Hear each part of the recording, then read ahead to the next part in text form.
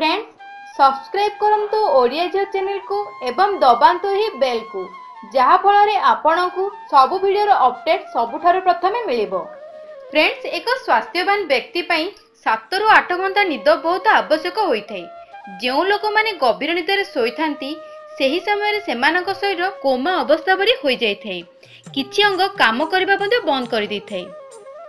शरीर रे एही परी किछि क्रिया होइथाय जहा हमकु जणा पड़ी न थाय।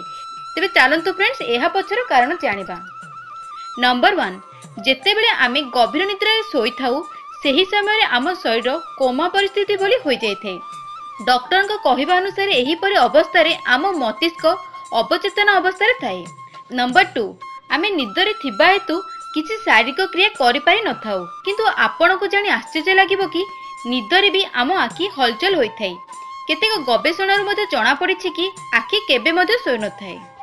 नंबर 3 जेते बेले आमे सोई थाउ पूरा दिन रे कम निश्वास सेही समय रे नै थाउ, कारण निदरे थिबा हेतु पूरा निश्वास नेबा उपरे आम ध्यान रहि न थाए। शरीर आपणा छाए एही प्रक्रिया करि थाए।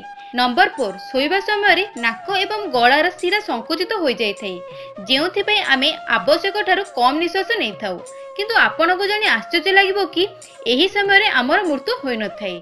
डॉक्टर को कहिबा अनुसार सेही समय रे आम शरीर निजको जीवित रखिबा पय निश्वास नै थाए। नंबर 5 राति रे सोइबा समय आमे जेते बेले स्वप्न देखि थाउ सेही समय रे लागि थाए कि एही स्वप्न आमे पूर्वरु देखिछे, किंतु फ्रेंड्स मस्तिष्क रे एहा थाए जहा कि घुरी बुली पुनी स्वप्न आधार रे आसी थाए।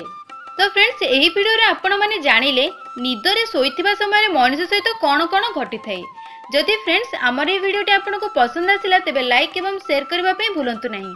ता सहित फ्रेंड्स जदि आपण बे पर्यंत हम चैनल को सब्सक्राइब करि नाहंती तेबे वीडियो तले थिबा red colour subscribe button click करी आम चैनल सहित जोड़ी हो जांतु। धन्यवाद फ्रेंड्स।